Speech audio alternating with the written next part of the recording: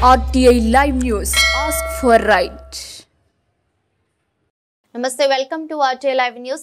Saluru town పరిధిలో బంగారమ్మ కాలనీలో అభయాంజనేయ స్వామి ఆలయం దారిలో నూతనంగా మాజీ ఎమ్మెల్యే పిడిక రాజన్న దొర నిర్మాణదాతగా శాశ్వత వినాయక మండపాన్ని నిర్వహించారు.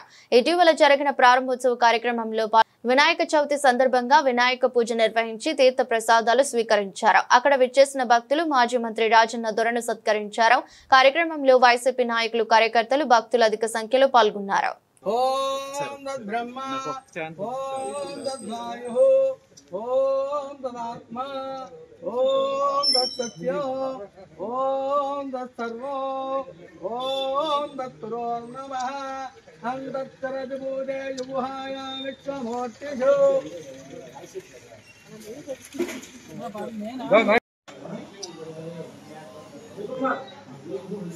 దేవుని బాగా కూర్చోండి.